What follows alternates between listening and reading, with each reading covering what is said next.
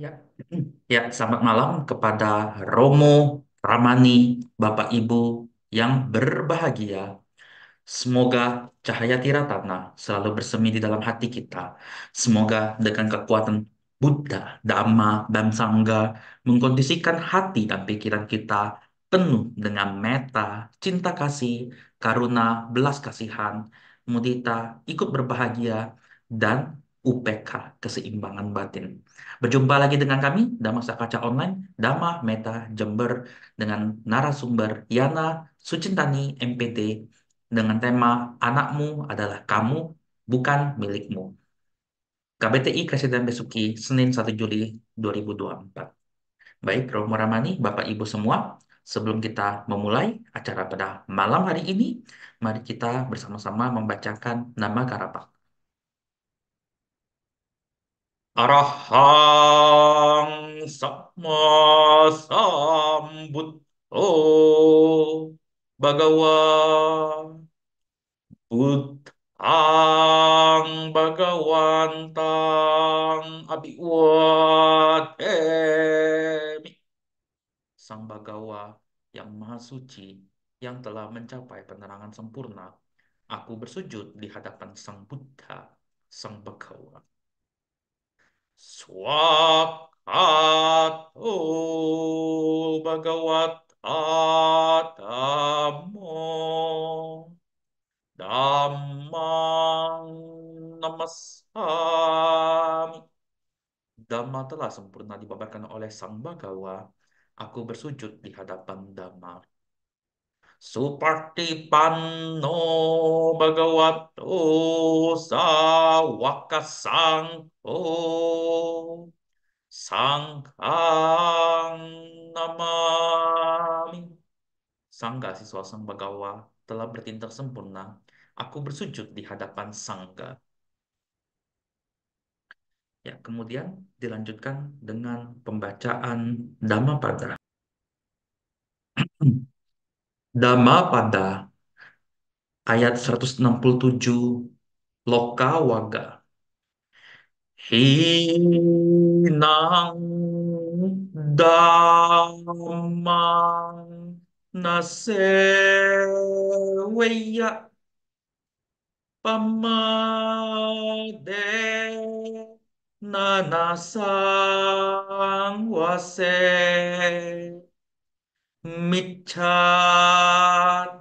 Micchaditi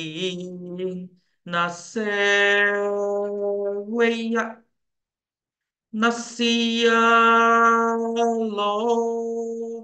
Kawat Dano. Janganlah mengejar sesuatu yang rendah. Janganlah hidup dalam kelengahan. Janganlah menganut pandangan-pandangan salah. Dan janganlah menjadi pendukung keduniawian. Sabbe sata bawantu sukitata. Semoga semua makhluk hidup berbahagia. Satu, satu, satu. Ya, baik, silakan untuk profil narasumber.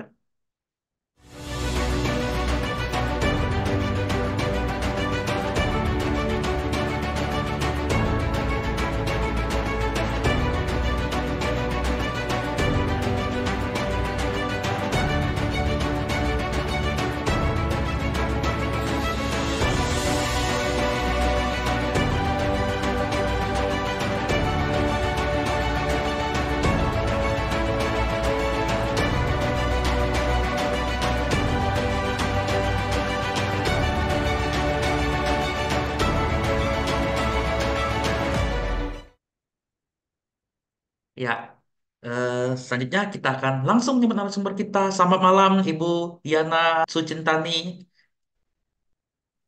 Oke, Nah, selamat ah, malam. eh, ya selamat Suaranya selamat malam, kedengeran nggak? selamat malam, ya selamat malam Bu Yana Sucintani ya. Wah Iya. itu apa namanya? Benar-benar profil yang luar biasa yang pertama kali saya lihat untuk di layar Zoom untuk Damasa Kaca Online kita. Oleh karena itu, ya silakan, ya silakan Bu Sucintani. Ya pada malam Oke, hari ini, terima semoga kasih. kita semua mendapatkan manfaat dan semoga kita semua dapat memetik dengan tema anakmu adalah kamu bukan milikmu. Oke, silakan Oke, Bu. terima kasih Singgi. Saya mulai dulu, saya mau share screen ya. Jadi, Malam ini saya ngambil tema anakmu adalah kamu, tapi bukan milikmu. Maksudnya apa? Nanti kita sama-sama dengar ya.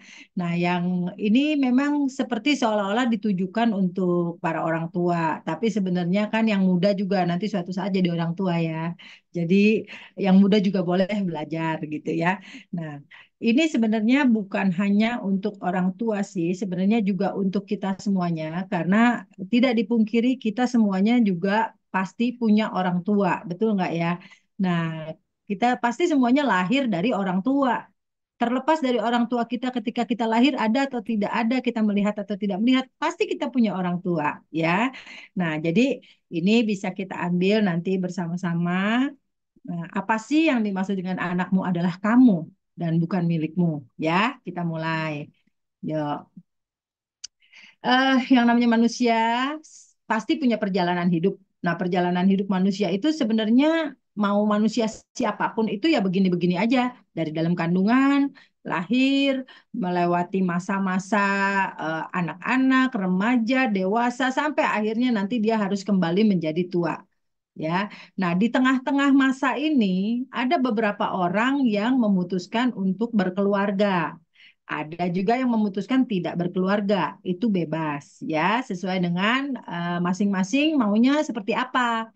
Nah, memutuskan berkeluarga atau tidak berkeluarga ini itu masing-masing dikembalikan lagi kepada pengalaman masing-masing. Nah, cuma masalahnya adalah kalau misalnya kita memutuskan untuk berkeluarga, maka kita tahu ketika kita memutuskan untuk berkeluarga, maka kita menyambung kembali perjalanan hidup ini. Pola itu kita sambung kembali, ya. Jadi di suatu saat kita memutuskan berumah tangga, maka ada kemungkinan kita akan melahirkan seorang manusia lagi, yang kemudian manusia itu akan melanjutkan perjalanan hidup seperti yang sedang kita alami, ya. Terus kalau misalnya yang enggak memutuskan menikah di tengah-tengah, misalnya dia mau sendiri sampai tua, bahkan sampai meninggal, berarti kita memutus perjalanan. Oh, enggak juga, karena secara Buddhism kita tahu bahwa hidup ini kan akan berulang-ulang, ya, akan terus berjalan. Walaupun kita di kehidupan ini memutuskan tidak mau punya anak, belum tentu kita nanti begitu lahir lagi kita nggak bisa punya anak, belum tentu begitu ya. Nah, jadi ini tetap harus kita akui, kita lihat sebagai satu perjalanan hidup di mana setiap orang pasti akan mengalami yang seperti ini. Nah, kemudian ketika kita memutuskan di satu masa, anggaplah kita memutuskan berumah tangga, maka saat itu pula kita ada kans atau ada kesempatan menjadi orang tua. Nah, jadi siklus peran yang ada di duniawi itu ya kurang lebih kayak begini. Nanti jadi dari orang tua muncul anak, nanti dari anak akan menjadi orang tua lagi, nah muncul anak menjadi orang tua lagi. Peran itu akan begitu, ya. Nah, apakah orang tua pernah menjadi anak? Ya, pasti pernah menjadi anak. Apakah anak pernah menjadi orang tua? Banyak orang yang bilang orang tua udah pernah jadi anak belum jadi orang tua. Nah, seolah-olah dia merasa begitu ya, padahal sebenarnya kalau kita ngelihat dari sisi konteks siklus kehidupan yang berulang-ulang, anak juga pernah menjadi orang tua di lampau, ya. Nah, jadi kita tetap nggak bisa memungkiri bahwa orang tua dan anak adalah siklus peran yang memang terus berputar, ya. Nah, kemudian kita lanjut. Karena siklus peran ini berputar, maka terciptalah suatu yang namanya pola. Pola ini adalah pola di dalam kehidupan kita. Contohnya begini, misalnya saya ini setelah saya lihat-lihat, saya makin dewasa kok saya kayaknya makin seperti papa ya. Nah, ada yang begitu. Nah, ada juga yang bilang kok semakin saya dewasa saya mirip mama ya. Nah, itu kenapa? Itu namanya pola. Jadi setiap anak itu pasti nanti akan menggiring kepada salah satu pola, mau ngikut mama, mau ngikut papa, atau ngikut kedua-duanya. Dia mengambil separuh-separuh, bisa juga, tergantung dari dalam hal apa dia mengambil. Nah, itulah yang dinamakan pola. Jadi setiap kali orang lahir, ketika dia lahir, maka dia membawa pola dari orang tuanya. Nah, pola itu bisa sama persis, mirip kayak orang tuanya perjalanan hidupnya ya. Misalnya ada yang, aduh saya nih kenapa ya mirip banget sama papa saya. Nah, mirip apa? Iya nih kayaknya saya suka dibanding-bandingin. Misalnya, itu papa saya juga dulu cerita waktu masih kecil suka dibanding-bandingin. Itu namanya pola yang sama. Oh, saya ini kenapa ya makin gede tuh makin kayak mama saya loh cerewet. Nah, berarti saya mengambil pola yang sama. Nah, ada juga yang mengambil pola yang terbalik. Pola yang terbalik itu misalnya, oh saya ini sebagai sebagai anak ngelihat papa saya itu orangnya terlalu pendiam. Kalau diomelin orang atau disalah-salahin orang, diem aja. Oh, saya nggak mau begitu. Maka kemudian muncullah saya yang kemudian terbalik dari papa saya.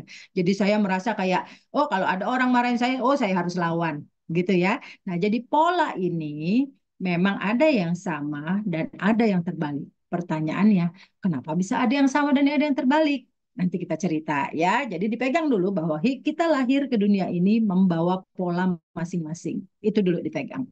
Sekarang kita lanjut.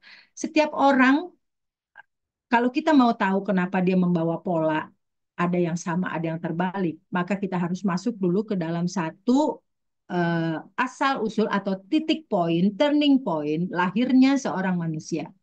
Tentu asal usul seorang anak itu dari orang tuanya, ya. Kalau Sunggokong dari batu, kita nggak dari batu, ya. Jadi kalau kita setuju, kita asalnya dari orang tua. Nah, orang tua kita, waktu kita di dalam kandungan orang tua kita nggak mengerti ada apa yang terjadi di luar sana. Tetapi bukan berarti kita tidak mengetahui apa-apa. Kita mengetahui melalui frekuensi yang kita terima. Ya, frekuensi yang kita terima di dalam kandungan itu ketika orang tua kita lagi hamil tergantung situasinya. Ada yang lagi hamil stres, ada yang lagi hamil happy, ada yang lagi hamil ngelihat suaminya kayak acuh-acuh begitu, bahkan menolak menolak ketika dia ada di dalam kandungan. Semuanya itu terekam oleh janin. Yang direkam apanya? Bukan peristiwanya. Peristiwanya bisa beda-beda, tapi yang direkam adalah frekuensi dari perasaan dan dari pikiran si ibu. Ya, ingat ya, frekuensi dari perasaan dan pikiran si ibu yang diserap oleh janin. Dan ketika janin menyerap itu, janin menganggap itu adalah miliknya dan itu adalah saya. Ya, ketika itu janin menganggap itu adalah saya. Dia nggak tahu kalau itu punya orang tua dan sebagainya, nggak tahu. Dia cuma taunya, oh itu adalah saya dan saya mengenal itu. Jadi kalau misalnya waktu di dalam kandungan itu mamanya sering sedih, sering nangis, janin menangkap tentang kesedihan itu, dia merasakan kesedihan itu dan dia tahu rasanya kesedihan itu misalnya rasa merah, misalnya anggaplah ya. Nah, kemudian yang dia tahu adalah di dalam hidup dia adalah merah. Maka nanti ketika dia lahir, dia akan familiar dengan merah itu atau dengan kesedihan itu. Maka ketika dia lahir, dia akan merasa kesedihan itu ya sudah akrab dengan dia. Dia sudah kenal ketika dia di dalam kandungan. Nah, ini yang bahaya. Bahayanya apa? Jadi ketika lahir itu dia hanya mengetahui rasanya, tapi dia nggak tahu kejadiannya. Nah, untuk supaya rasa ini dia rasa, tentu kita harus menarik sebuah kejadian, betul ya? Nah, jadi ketika kita misalnya, oh dalam kandungan nih, mama sering sedih. Jadi begitu kita lahir, kita merasa kayak, oh sedih itu adalah saya. Saya sudah mengerti sedih itu dan saya familiar dengan sedih itu. Maka di dalam perjalanan itu kita menganggap kalau sedih itu biasa sedikit-sedikit nangis, ada yang begitu kan. Nonton sedikit nangis, keluar air mata gitu. Enggak cewek, enggak cowok, ada yang begitu. Begitu nonton drama Korea lah sedikit gitu, oh ada yang bercucuran air mata gitu ya.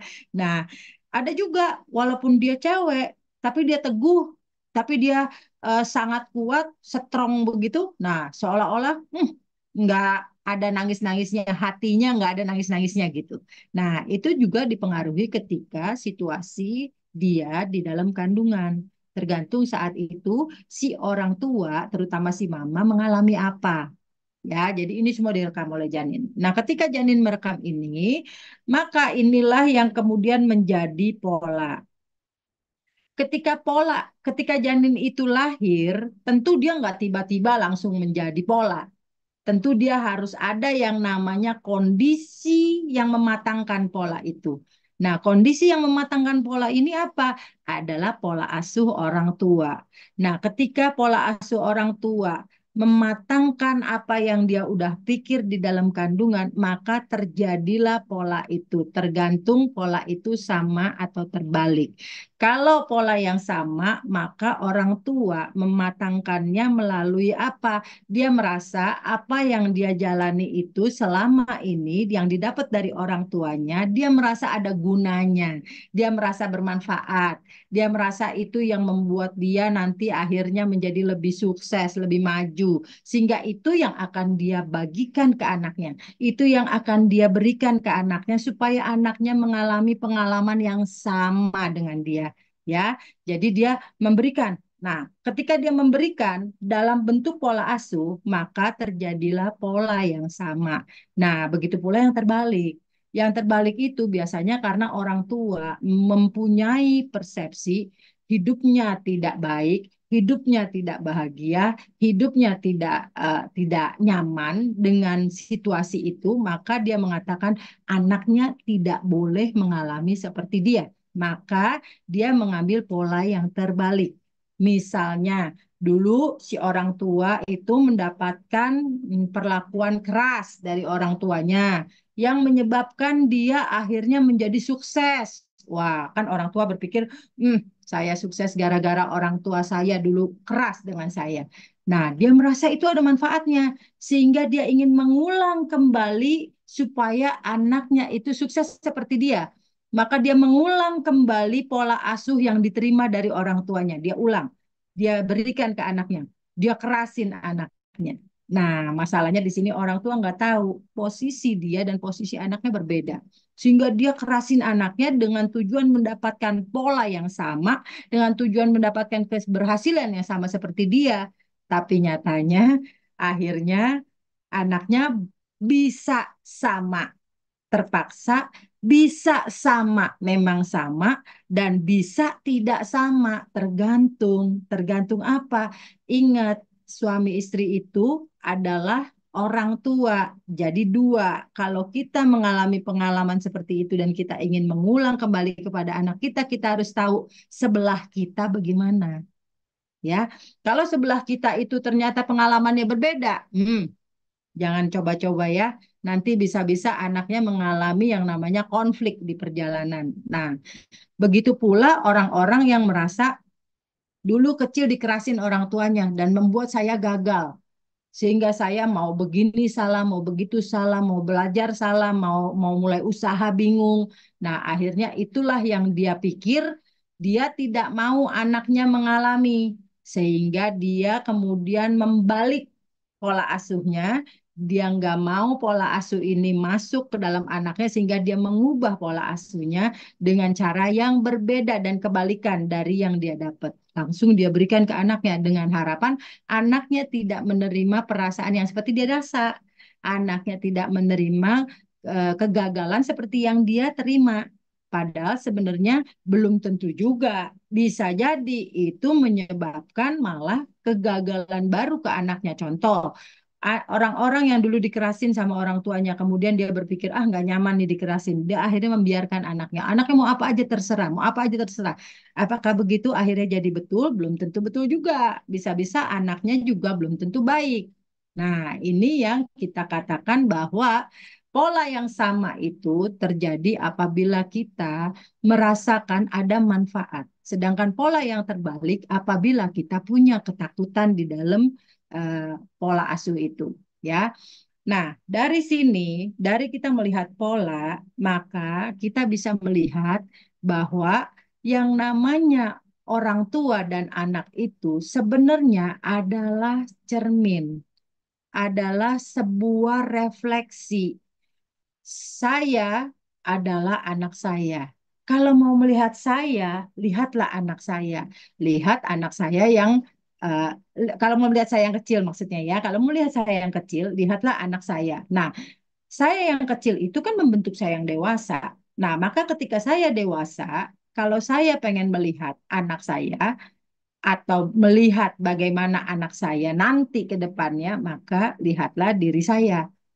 Jadi kalau saya lihat, kenapa ya anak saya sekarang begini? Nah, jadi kita jangan melihatnya, oh emang anaknya payah, emang anaknya nggak seperti saya, jangan lihat dari sekarang. Yang sekarang itu pasti Bapak Ibu udah lebih bagus karena punya kesadaran, punya pengetahuan, punya pemahaman yang cukup dibandingkan anak ya.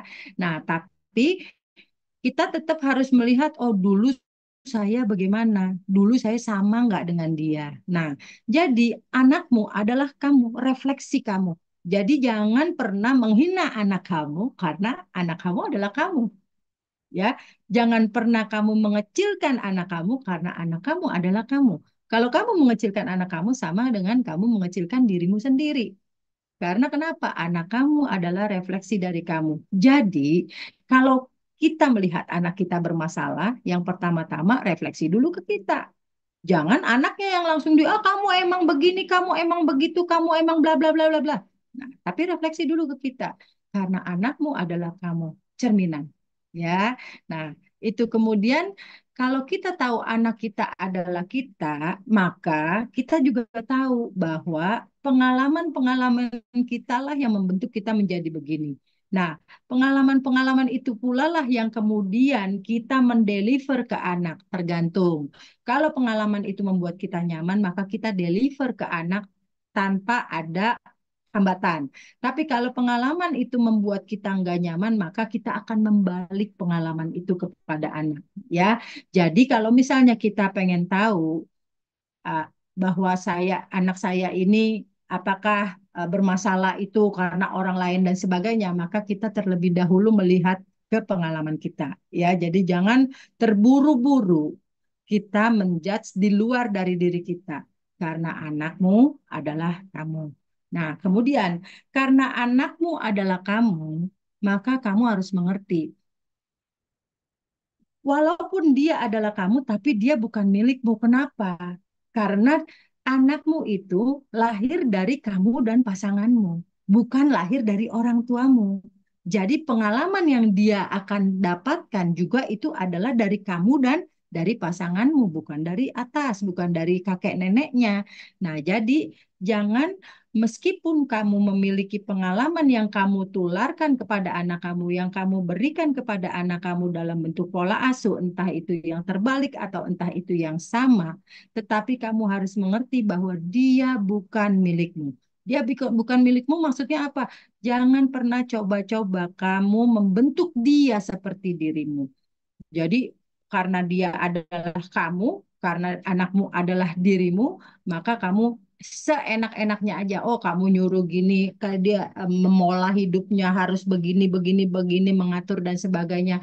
Itu tidak diperkenankan. Karena kenapa? Karena setiap anak harus dibiarkan bertumbuh, harus dibiarkan memiliki pengalaman-pengalaman, harus dibiarkan memiliki yang namanya apa keterampilan-keterampilan untuk dia bisa menjalani kehidupannya sendiri. Orang tua sifatnya hanya mendorong. Seperti yang dikatakan di Sigalowada Sutta, seorang orang tua memiliki kewajiban untuk mencegah anaknya berbuat jahat. Mencegah anaknya berbuat jahat, ya.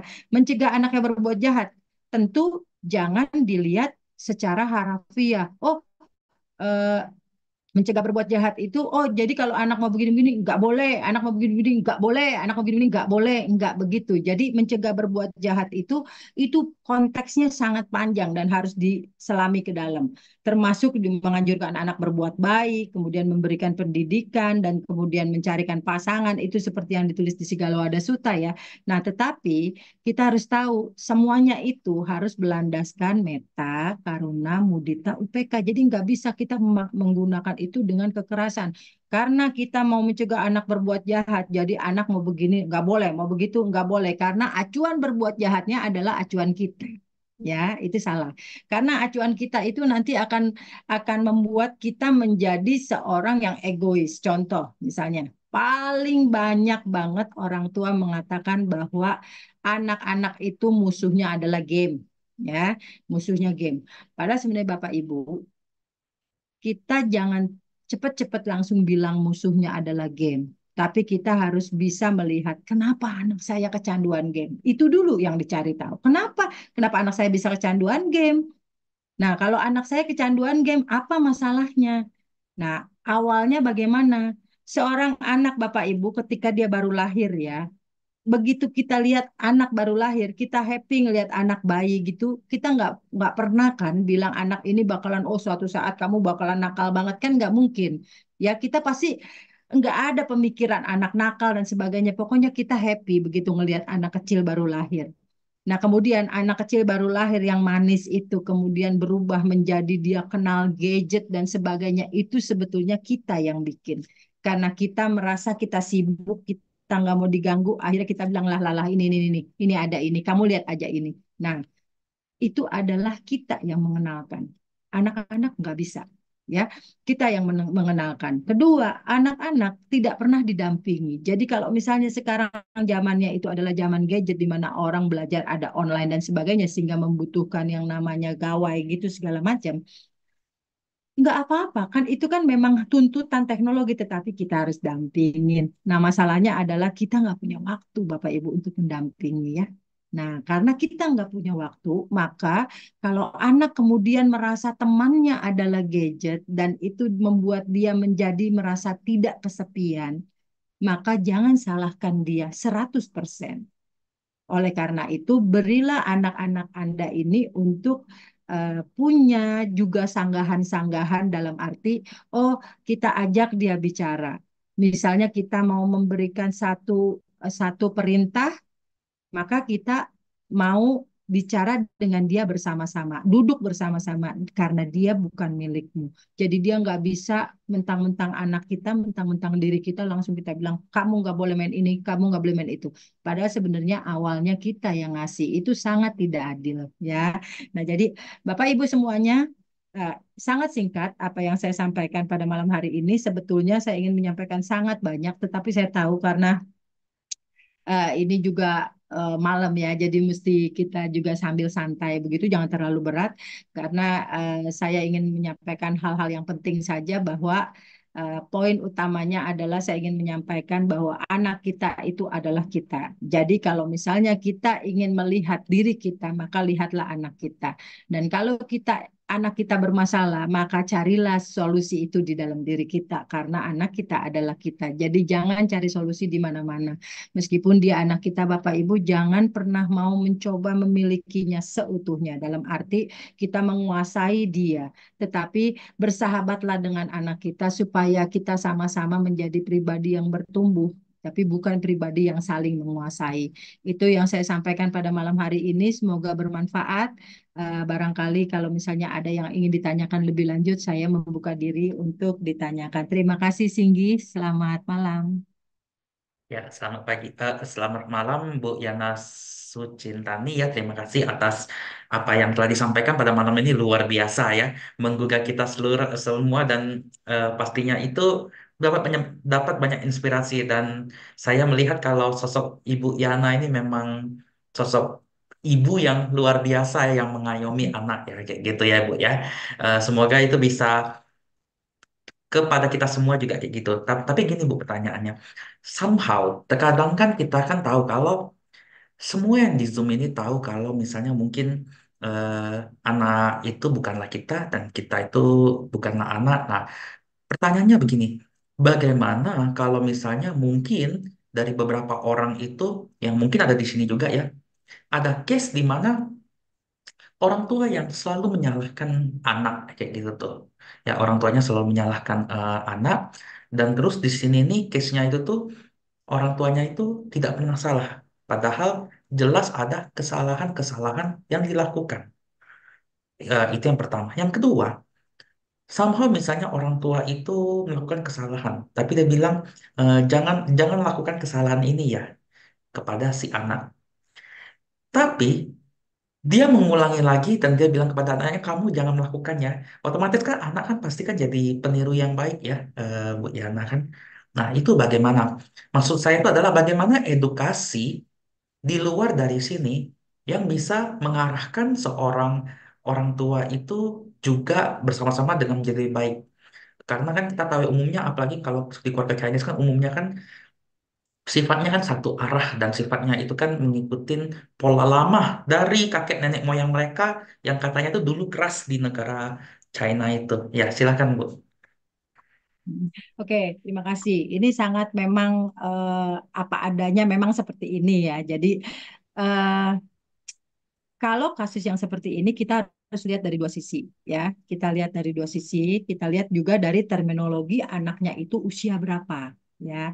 Nah, kalau misalnya anaknya itu masih kecil, orang tua kan ada yang memang dari dulu diajar keras dan anaknya dia mau mengulang kembali begitu ya. Nah, dalam konteks si orang tua ini dia tidak belajar ya, tidak belajar, tidak mengetahui dah hal-hal yang namanya parenting. Dia cuma taunya bagaimana cara menyuguhkan aja gitu. Nah, eh, kalau saya melihatnya, kalau sebagai seorang orang tua, tentu tidak bijaksana apabila dia memberikan eh, semua itu sebagai satu yang keharusan seperti orang tua zaman dulu yang otodidak begitu ya. Nah, tetapi kita juga perlu tahu, dia memberikan itu karena dia tidak berpengetahuan. Nah, dia memberikan itu karena dia merasa itu yang terbaik. Karena dia punya pengalaman, itulah yang membuat dia lebih bagus, kan gitu ya. Nah, jadi kalau kita melihat dari sisi niatnya, tentu nggak ada niat jelek di orang tuanya, ya. Nah, si anak kenapa harus punya orang tua kayak dia? Ya, udahlah kita tahu ya, balik lagi kepada karma. Kenapa kita punya orang tua kayak dia? Sekian banyak orang tua di dunia ini, kenapa kita harus seperti dia orang tuanya? Nah, gitu. Nah, tetapi kemudian saya punya solusi begini. Walaupun itu adalah karma saya memiliki orang tua seperti dia di antara sekian banyak orang tua yang ada. Disitulah saya harus belajar memakai cermin orang tua saya untuk saya. Apakah nanti saya akan melakukan yang sama ke anak saya? Nah, seperti begitu ya.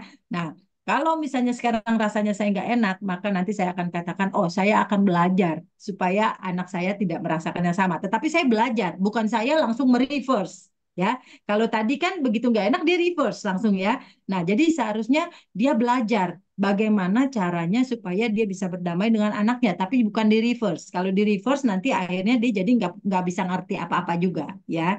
Nah, kalau dari sisi kita sebagai seorang anak, dari sisi eh, orang tuanya yaitu kalau misalnya dia memang tidak belajar, kita juga nggak bisa apa-apa. Ya kalau misalnya nanti ada terjadi apa-apa dengan anaknya, misalnya anaknya bagaimana-bagaimana, ya orang tua kan ada satu sisi yang sebenarnya nggak wise juga karena dia nanti ujungnya adalah menyalahkan anaknya. Memang kamu males dari dulu, memang begini, memang begitu. Padahal sebenarnya sumbernya dari dia gitu ya. Nah, tetapi saya yakin orang tua di dunia ini nggak ada satupun, walaupun dia dalam tanda kutip anak bilang dia jahat atau galak dan sebagainya, tetapi nggak ada satupun orang tua berharap anaknya menderita. Ya, nggak ada satupun orang tua berharap anaknya nanti jelek dari situ. Nah, makanya saya juga melihat ada beberapa yang orang tuanya keras, tapi anaknya akhirnya misalnya bisa mentoleransi kekerasan anaknya gitu ya. Yaitu mungkin karena ketulusannya si orang tua itu akhirnya berbuah juga menjadi satu kondisi karma yang bagus juga buat anaknya gitu ya. Nah, jadi kalau kita mengerti karma, kita sebagai seorang anak, kita tahu, oh orang tua saya ini nggak bisa berubah nih. Emang modelnya begini dari zaman dulu begini. Karena engkong-engkong saya dari zaman dulu modelnya begitu. Ya udah, kita tahu, oh ini karma saya. Ya sudah, saya terima, tetapi saya pelajari dari sini. Oh berarti kemungkinan suatu saat saya jadi orang tua yang sama. Oh nggak usah, saya harus belajar. Saya nggak boleh kayak gitu. Atau kemungkinan saya bisa nggak menjadi orang tua yang apa namanya tidak mau kayak gitu. Saya jadi seolah-olah membiarkan anak. Oh jelek juga kalau anak dibiarin nih. Nah jadi seperti kita belajar dari orang tua. Itu buat kita. Seharusnya sebagai seorang anak, apalagi anak zaman sekarang ya, kan lebih bagus daripada apa knowledge-nya, pengetahuannya, zamannya, teknologinya dan sebagainya lebih baik ya daripada orang tua dulu ya. Tentunya kita harus lebih bisa belajar lah dibandingkan orang tua dulu ya.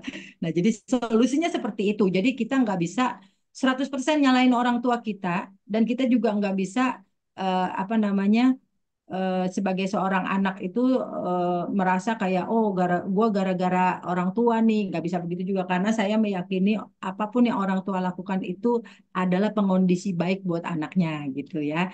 Nah, itu aja sih Singgi yang saya mau sampaikan. Iya, ya luar biasa Bu ya. Dan ini relate dengan pertanyaan berikutnya nih, ada yang masuk di kolom eh, kolom pribadi saya. Jadi ini bagaimana kita menjadi anak untuk mengubah orang tua yang sesuai dengan Dhamma. Kayak gitu. Yang Mm-mm. pertamanya itu. Yang kedua tuh, apakah dengan kekerasan itu mungkin bisa mempengaruhi kelak generasi mendatang? Nah, silakan gimana, Bu? Dengan kekerasan maksudnya? Iya, jadi di sini ada masuk pertanyaan tuh yang pertama tuh, kalau misalnya kayak tadi seperti case orang di mana orang tuanya nggak berubah. Nah, pertanyaannya tuh Mm-mm. sekarang dibalik, bagaimana kita yang bisa sebagai yang di sini sebagai seorang anak yang bisa mengubah orang tua tuh sesuai dengan dhamma yang pertama tuh. Mm-mm. Nah, pertanyaan keduanya itu kalau kita bicara mengenai kekerasan ya, apakah dengan sebuah kekerasan itu bisa mempengaruhi kelak generasi yang mendatang kayak gitu? Ya Ya, silakan. oke. Hmm. Saya jawab yang nomor dua dulu, yang dengan kekerasan. Ya, eh, apakah dengan kekerasan akan mempengaruhi generasi yang akan datang? Otomatis, otomatis akan mempengaruhi. Tetapi ingat, generasi yang akan datang itu kan belum ada, ya. Itu kan sama aja yang akan datang. Nah, yang sekarang kan adanya di kita. Maka supaya generasi yang akan datang itu tidak terjadi apa-apa dalam tanda kutip generasi yang akan datang itu terselamatkan, maka kekerasan yang sudah pernah terjadi harus putus di kita. Harus putus di kita. Kita yang harus menyelesaikan di saat ini. Jangan nunggu nanti kalau udah punya anak lagi baru pengen diputusin. Nggak bisa ya. Sebelum punya anak, putusin dulu di sini. Jadi supaya nanti pas punya anak nggak terbawa. Maka apa yang kita dapetin gak nyaman dari orang tua kita itu, dan disinilah saatnya yang tepat kita selesaikan. Jadi kalau misalnya dulu misalnya orang tua saya ini terlalu keras dan saya merasa saya nggak nyaman, oke, selesaikan nggak nyamannya itu. Bagaimana cara menyelesaikannya? Banyak cara. Yang penting tahu dulu sebabnya apa. Ya, tahu dulu sebabnya apa dan tahu dulu bahwa orang tua ini kenapa melakukan seperti itu. Karena nggak semua orang tua itu melakukan nggak ada sebab gitu loh, pasti ada sebab. Misalnya ya, eh, orang tua saya misalnya dulu melihat mamahnya terlalu lembek dengan paman saya, sehingga paman saya nggak jadi apa-apa. Kemudian dia beranggapan, oh nggak boleh lembek nih sama anak laki-laki. Nanti anak laki-laki gua nggak bisa kayak adek gua, misalnya begitu ya. Nah, kemudian dia kerasin anak laki-lakinya. Oke. Nah, kemudian tentu waktu dia kerasin anak laki-lakinya, dia tidak ada berpikir bahwa aku akan menyakiti anakku, tidak. Tetapi dia berpikir dia takut nanti anaknya seperti adiknya. Nah, dia akan berpikir begitu. Jadi seperti dari lubuk hatinya itu nggak ada niat jelek gitu ya. Karena nggak ada niat jelek, maka eh, seperti kayak kalau kita bicara tentang karma ya, niat jeleknya nggak ada, tetapi dia hanya caranya. Nah, kita sebagai anak yang harus bisa mengerti, oh, papa saya sebetulnya tujuannya begini, oh caranya yang nggak baik. Saya maksudnya dia mau saya nanti begini-begini. Nah, itu kita pegang dulu sebagai sebuah kesadaran. Nah, kemudian kita langsung lihat lagi. Oh, dia dulu tidak berpengetahuan, dia tidak belajar, maka dia melakukan kayak gini. Oke. Nah, sekarang relate dengan pertanyaan pertama. Bagaimana caranya saya menyampaikan kepada orang tua saya secara damai? Nah, pelan-pelan. Ya. Kalau kita, tadi kan saya bilang anakmu adalah kamu. Maka kalau kamu adalah orang tuamu, begitu dong. Betul ya? Nah, logikanya begitu kan? Anakmu adalah kamu, saya adalah orang tua saya kan gitu ya. Logikanya gitu ya. Orang tua saya, anak saya, ya kan?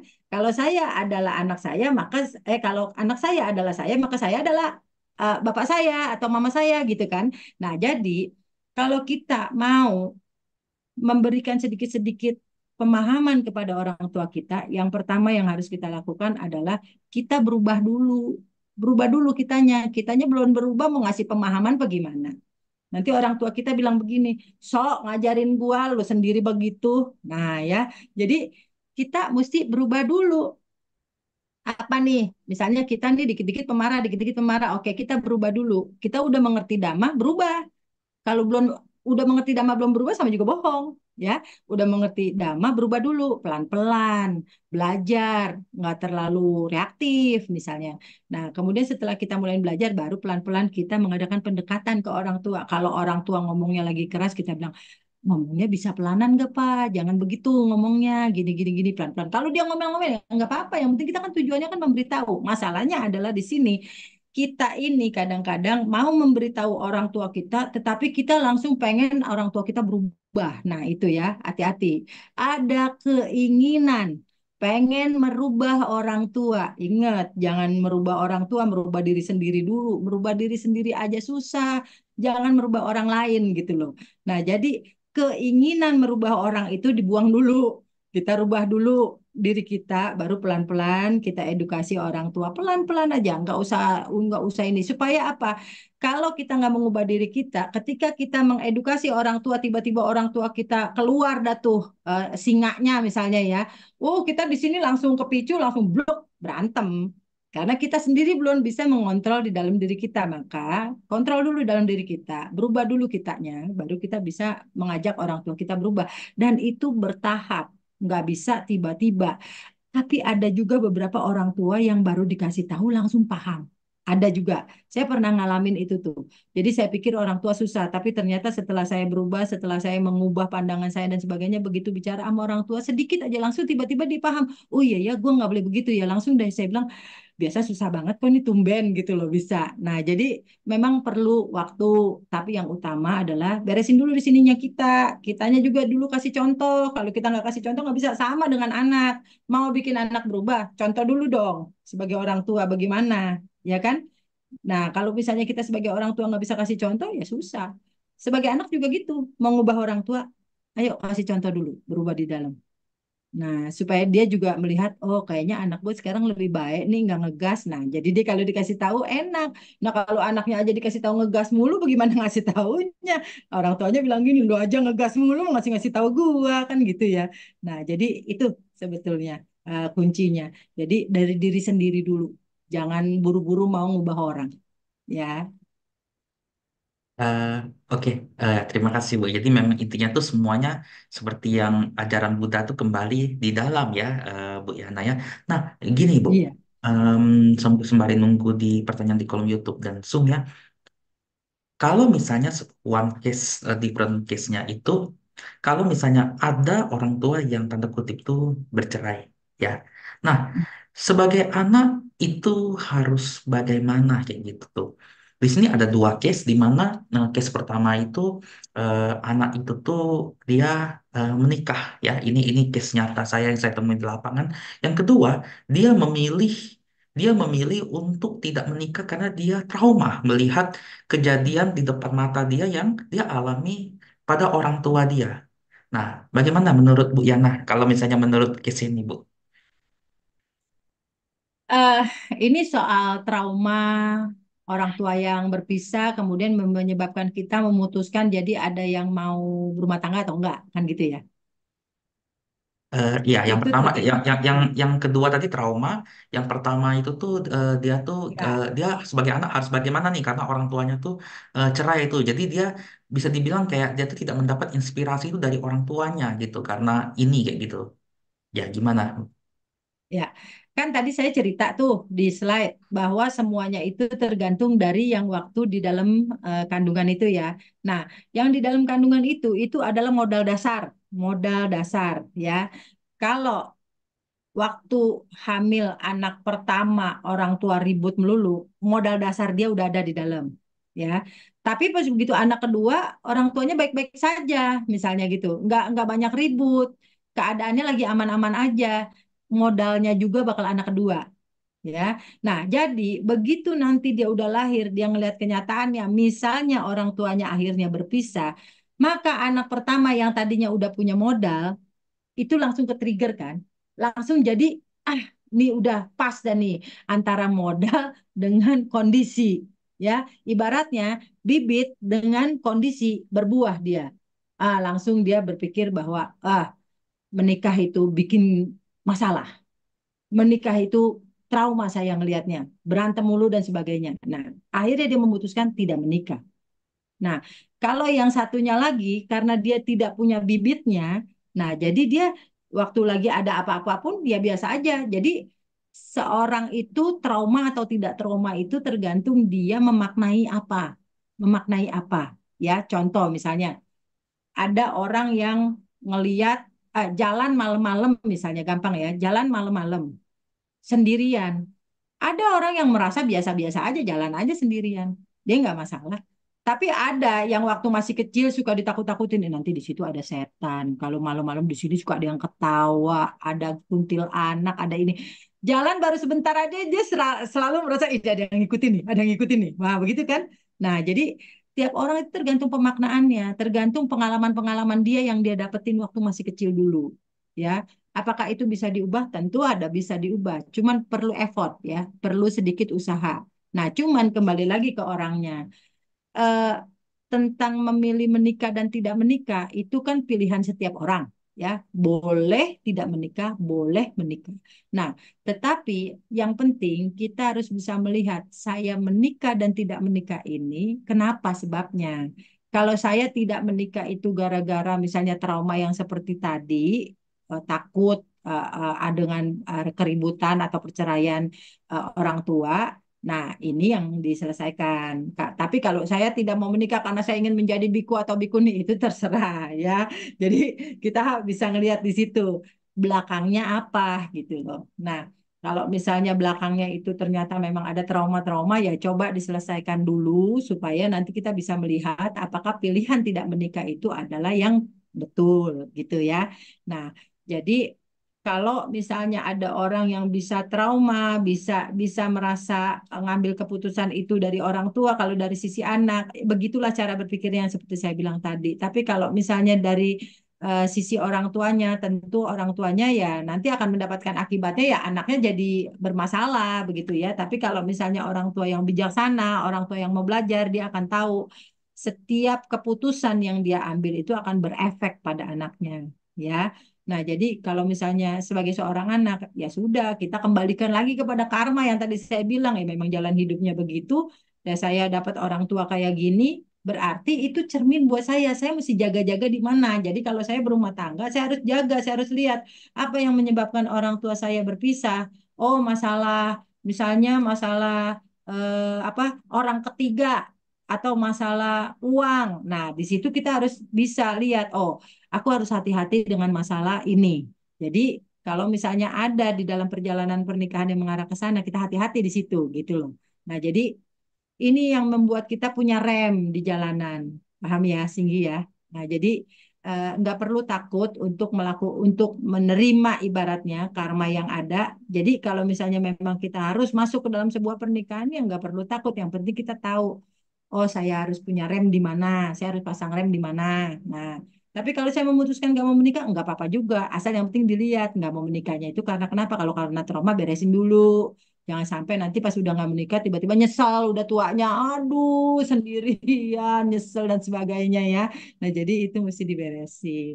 Diberesin itu gampang, nggak usah pakai teknik macam-macam. Lihat aja perjalanan hidup kita dengan melihat itu udah separoh kita bisa lepas. Contoh begini, misal kamu Singgi nih misalnya lagi apa namanya lagi jalan atau lagi ngantri lah di salah satu bank ya. Biasanya kan ada tuh yang ngantrinya banyak banget gitu kan. Nah, kita lagi ngantri. Ngantri udah kesel banget nih ngantri. Tiba-tiba ada orang terburu-buru main potong gitu, main langsung situ. Wah, kita rasanya kesel banget gitu ya. Kenapa nih dia mau motong-motong? Rasanya pengen ngomel gitu kan. Udah saya aja setengah mati nungguin dia begini. Nah, di situ kan pemaknaan kita kan seolah-olah kita bilang, wah kurang ajar nih, wah nggak tahu diri nih orang nih, wah langsung kan semuanya kan keluar tuh, ya kan, kekesalan segala macam. Tapi begitu akhirnya kita keluar dari bank itu dan kita ngeliat, oh ternyata dia buru-buru itu karena dia mau ngambil duit mau beli obat karena di situ anaknya sakit. Kira-kira kita berpikir apa? Begitu kita melihat, begitu kita melihat, pikiran kita juga melihat, maka kita langsung berubah, betul nggak?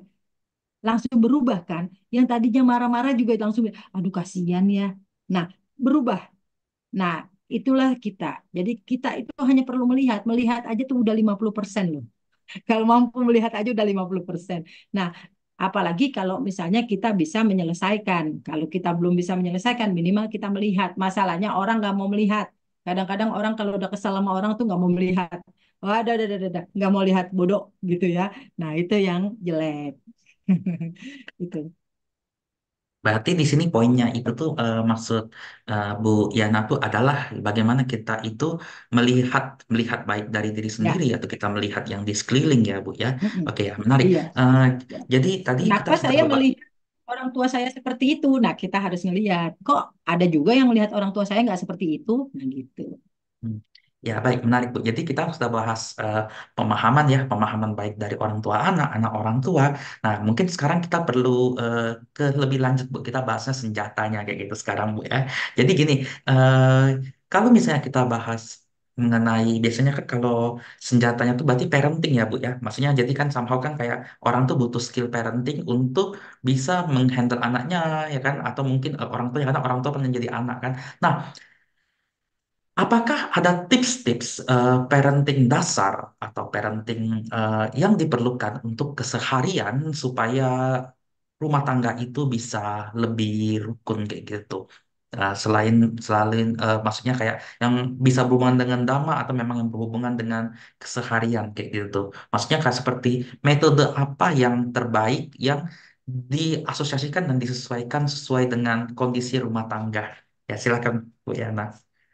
Sebenarnya eh, nggak perlu-perlu amat kita, maksudnya eh, mempelajari ilmu parenting karena ilmu parenting yang ada itu sangat banyak sekali gitu ya. Nggak mungkin orang mempelajari ilmu parenting semua itu gitu. Ada parenting yang tapi rata-rata saya melihat semua dari ilmu parenting itu dia hanya menyajikan do or don't. Jadi ada yang boleh dan yang tidak boleh. Nah, saya nggak mau. Jadi saya mau masuk ke dalam pengertian lebih eh, setiap orang itu memegang satu aja, yaitu kenali dirinya. Jadi lebih untuk mengenal diri. Jadi kenali diri kamu. Kenali diri kamu, maka kamu akan bisa menyelesaikan semua yang ada di sekitar kamu. Misalnya masalah dengan anak, dengan kita mengenal diri, maka kita tahu bagaimana menghandle anak. Masalah dengan orang tua, kalau kita mengenal diri, maka kita tahu bagaimana cara menghadapi orang tua. Jadi tips dari saya adalah yang paling utama adalah kuasai dan lihatlah dirimu dulu, kenali dirimu dulu. Udah itu. Itu aja yang dipegang. Nanti semuanya bisa bisa merembet. Karena kalau kita pakai ilmu apa nih, parenting A, B, C itu sangat banyak, mabok banget gitu ya. Jadi cuma satu aja, lihatlah ke dalam dirimu. Udah itu aja. Nah, jadi kalau misalnya kita lihatlah ke dalam dirimu itu yang seperti apa, yang seperti begini. Kalau kita merasa ada kekurangan dalam diri kita, akuin. Ya, karena kita selama itu nggak pernah mengaku. Sebagai orang tua, ngaku salah aja sama anak nggak mau, gitu ya. Itu kan jelek. Sebagai pasangan, ngaku salah aja sama pasangannya nggak mau, gengsi. Yang salah lu, bukan gue, gitu kan. Nah, jadi ini cukup hanya kamu mengenal diri dan setelah mengenal diri kamu tahu kesalahanmu di mana, bukan semata-mata kesalahan orang yang kamu lihat, tapi kesalahan dirimu juga. Karena kalau kamu melihat kesalahan orang terus, maka kamu menjadi orang yang playing victim. Itu selalu, ya. Nah, jadi tips dari saya adalah mengenal diri itu lebih penting daripada uh, mengetahui lebih banyak gitu loh. Tapi kalau misalnya punya waktu panjang mau mengetahui semua ilmu parenting itu ada bagusnya juga kalau punya waktu banyak ya. Tapi kalau waktunya singkat, lebih baik mengenal diri aja. Mengenal diri itu ya mengetahui kekurangan saya apa, kejelekan saya apa, kelebihan saya apa. Nah, kekurangan-kekurangan ini yang harus saya perbaiki. Sulit bagi orang mengakui kalau dirinya tuh iri hati, betul nggak? Ih, paling nggak enak lo ngakuin dirinya iri hati. Kalau bilang, kamu ngiri ya? Enggak, siapa yang ngiri? Ya, amit-amit ngiri. Kan gitu ya. Padahal dalam hati, aduh, gue ngiri banget tuh ngeliat dia gini-gini gitu. Nah, cuman nggak diakuin. Nah, iri hati, cemburu, apa namanya, benci, itu paling orang malu untuk mau marah dan sebagainya ya. Nah, jadi orang lebih senang kalau misalnya mengakui dirinya baik gitu, mengakui dirinya orang baik. Saya mah baik, saya mah ramah, saya mah baik hati, pemurah dan sebagainya itu enak. Tapi kalau mengakui saya ini iri hati, wah nggak enak banget ya. Nah, jadi tips dari saya satu aja itu tadi, Singgi. Jadi yang penting adalah kita mampu mengenal diri kita dulu, lihat kekurangan-kekurangan kita apa, mau mengakui kekurangan kita apa itu dulu. Nah, kalau kita udah mampu begitu, sama anak pun kita damai, sama pasangan kita damai, sama sekitar kita damai. Nah, yang lain-lainnya kalau punya waktu silahkan belajar sebanyak-banyaknya. Ya, itu dari saya. Ya, oke, baik. Terima kasih ya, Bu ya. Jadi mengenal diri ya satu aja gitu skillnya ya. Skill aja, Satu skillnya aja, satu aja ya, satu aja. Oke, satu. baik Bu. Tapi Satu ya, belajarnya satu aja. nggak pernah putus. Iya ya, belajar belajarnya langsung praktek di kehidupan nyata ya kayak gitu ya. Iya.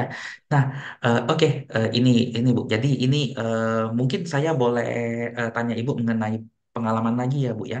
Jadi kan kalau misalnya saya ada nonton sebuah podcastnya Raffi Ahmad ya dengan artis terkenal tuh yang namanya tuh Vior. Mungkin mungkin Bu Yana tahu, mungkin pernah tahu nggak? Jadi di podcast itu, jadi Vior tuh adalah salah satu artis yang terkenal yang karena keluguan dan kepolosannya kayak gitu ceritanya gitu tuh. Jadi tapi si Vior ini dia orangnya tuh lalit, jadi ngomong apa dia lupa kayak gitu. Nah ceritanya itu mamanya itu tuh waktu waktu lahir itu tuh suka makan makanan mentah. Jadi dia punya kepalanya tuh kena infeksi bakteri virus, jadi menghasilkan anak yang cacat dalam tanda kutip itu tuh. Jadi lahirnya tuh dengan tampangnya tuh kayak katanya tuh kayak maaf kayak monyet dan memang harus digugurkan katanya kayak gitu. Nah, tapi mamanya itu tuh katanya tuh berjuang ya, berjuang untuk hal itu. Maksudnya itu tuh kayak gitu. Nah, tapi kan Uno siapa yang tahu sekarang dia menjadi artis kan. Tapi waktu awal, waktu lahir, nah itu bagaimana kondisi seorang ibu itu ya, atau orang tua itu, kalau dia mendapatkan anaknya itu kurang sempurna atau cacat kayak gitu ya, pasti kan itu kan pengaruh ke mental ya. Nah, itu bagaimana baiknya solusinya kayak gitu tuh. Apakah lebih baik diusahakan atau seperti apa kayak gitu. Ya ini somehow tuh ada beberapa case yang seperti ini. Ini salah satunya yang kebetulan anaknya tuh berhasil dan sukses. Jadi dia berhasil dan sukses itu sebagai komedian tapi yang lugu dan polos dan dan itu menarik ya. Tapi kita kan nggak tahu ya maksudnya kayak kondisi seperti ini kalau misalnya yang kurang normal tuh bagaimana? Ya silakan Bu Yana. Ya, makasih. Nah, ini bagus juga kamu tanyain. Jadi begini, tidak semua ibu atau tidak semua orang tua itu ketika lahir memiliki anak yang cacat itu langsung apa namanya habis kehidupannya gitu ya. Nah, memang di awal dia merasa seperti down karena kaget ya. Nah, tetapi kembali lagi ada beberapa orang yang begitu down, dia memang mempunyai motivasi untuk bangkit, tapi ada yang down terus di bawah down. Dia playing victim terus di bawah menderita, terus menjadi orang yang menderita gitu loh. Nah, jadi ini kembali lagi ke pribadinya si orang itu. Nah, sebagai Buddhis, kita bicara sebagai Buddhis ya. Nah, sebagai Buddhis, kita tahu kan yang namanya ada yang namanya hukum karma. Jadi kalau punya anak, apapun kondisinya ya tetap harus diterima anaknya. Nah, saya salut dengan orang tua yang mampu seperti yang tadi kamu ceritain salah satu komedian, termasuk juga ada salah satu yang saya baca itu yang orang Jepang yang anaknya buta ketika lahir dia kecil sekali yang akhirnya jadi jago main piano itu ya. Nah, itu pun saya salut. Nah, ini salah satu juga yang memang orang yang konsultasi ke saya. Ini saya juga salut. Ini bukan bukan kalau yang satu jadi pemain piano hebat, mungkin setelah hebat dia merasa oh perjuangan si ibunya itu terbayar lah ketika anaknya hebat gitu ya. Nah, atau misalnya yang jadi komedian perjuangannya itu terbayar lah. Nah, kalau yang ini yang saya nyata-nyata saya hadepin di depan saya ini karena dia datang ke saya konsultasi, itu perjuangan seorang ibu yang memang kadang-kadang kita nggak bisa lihat seorang ibu itu demi ada kata demi ya demi anaknya maka dia akan berjuang lebih gila-gilaan seperti yang dituliskan Sang Buddha di Karania Metta Sutta itu kan ada bagaikan seorang ibu melindungi anak yang tunggal. Jadi memang sebegitulah metanya seorang ibu terhadap anaknya ya. Jadi dia lahir anaknya itu cacat, nggak bisa apa jalan dengan sempurna dan ketika sekolah dia cerita dengan saya ketika sekolah waktu masuk TK anaknya dibully tapi dia tetap apa namanya ada di sisi anaknya.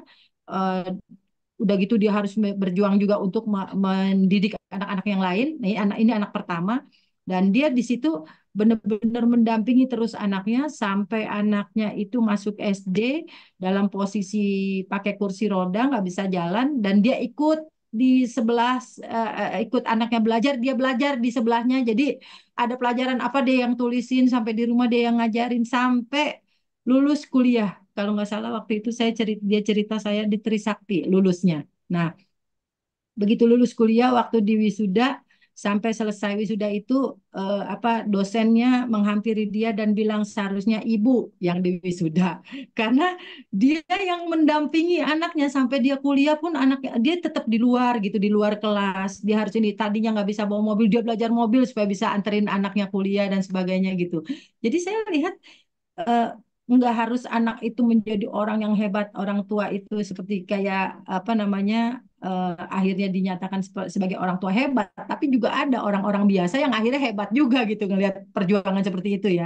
Nah, jadi kalau saya melihat orang tua yang seperti itu walaupun dia kecewa atau dia sedikit bersedih, tetapi dia cepat bangkit karena dia memikirkan masa depan anaknya. Itu ya yang ada gitu loh yang ada tapi ada nggak juga yang begitu ngelihat anaknya begitu langsung dibuang anaknya dia nggak mau ada juga karena tiap-tiap orang berbeda-beda makanya kalau misalnya mengenal dhamma kalau misalnya mengerti di dalam diri ibunya itu metanya cukup besar maka dia akan merawat dan menerima anaknya dengan sungguh-sungguh gitu loh nah kita nggak pernah tahu suatu saat apa yang terjadi dengan anaknya apabila dia di situ memang ketulusannya sangat luar biasa ya. Nah, jadi ini dan saya dengar sekarang anaknya malah buka apa perusahaan sepatu gitu loh. Nah, yaudah saya cukup happy aja dengar dia begitu ya. Nah, tapi ada jeleknya nih karena si ibunya dari dulu eh, terlalu sering banyak ngurusin anaknya, begitu anaknya udah jadi buka buka pabrik sepatu, sekarang dia bingung kagak ngapa-ngapain, jadi akhirnya dia bingung gak ada kerjaan. Nah itu ya. Nah disitulah kadang-kadang Singgi di posisi itulah di ketika ibu itu bingung, ketika dia sudah merasa sudah selesai dengan tugasnya itu, dia bingung.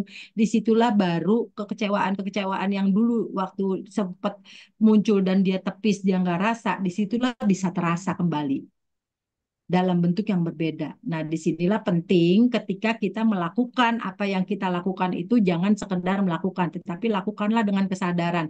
Oh, saya melakukan begini karena memang harus begini dan ini memang harus saya lewati. Ini adalah proses saya membayar karma dan saya harus lakukan itu. Nah, ibaratnya kayak gitu loh. Jadi harus ada kesadaran ketika jalan.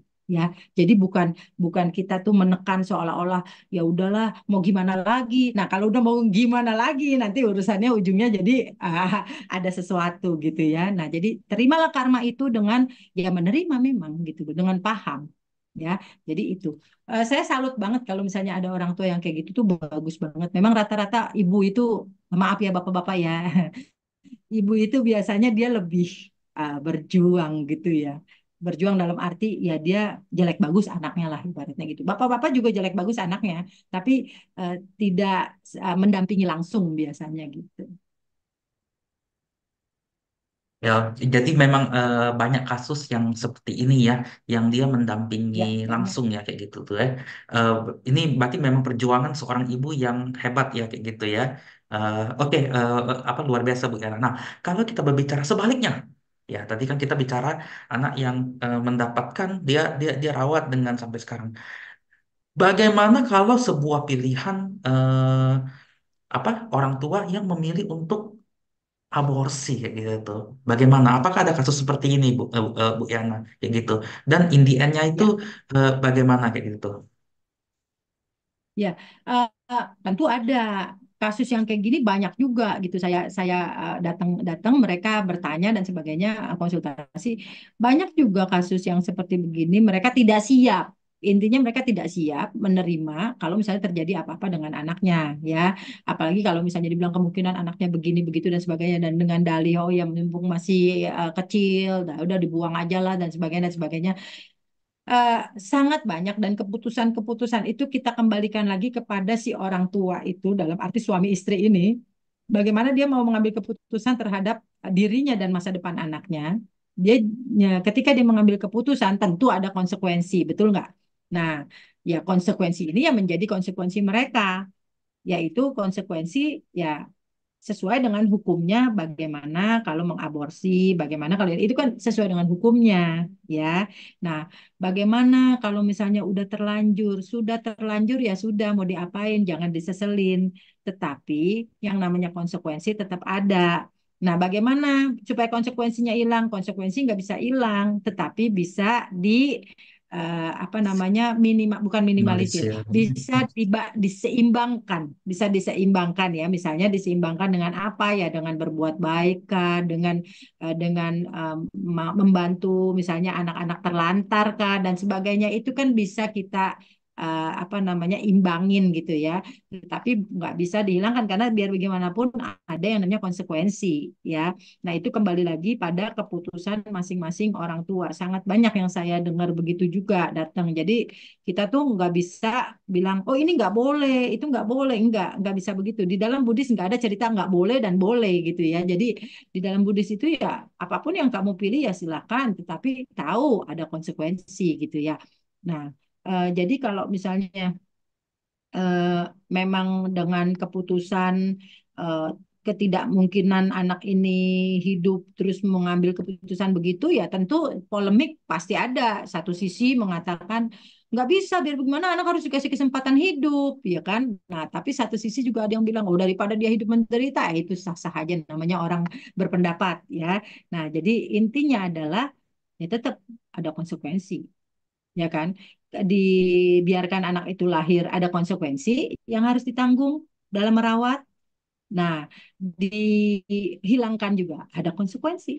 Ya, jadi dikembalikan lagi kepada orang tua yang bersangkutan. Nah, tetapi kalau di dalam apa pengetahuan yang saya dapetin itu, yang saya bagikan ke murid-murid yang ikut belajar itu, sebenarnya kita bisa melihat dulu ada apa, kenapa saya dapat masalah seperti ini. Ya, kalau saya dihadapkan pada situasi ini nih, saya harus mencari tahu, oh karma, iya saya juga tahu emang karma, tetapi karma yang bagaimana gitu loh. Nah, di sini kita harus perlu tahu, kita harus mengulik, kita harus membongkar, kita harus mencari tahu ke dalam ada apa kita dapat begini. Nah, kemudian eh, konsekuensinya kita tahu apa, bagaimana kita menyikapinya. Nah, itu yang kita bisa lakukan, kita bisa melihat gitu ya.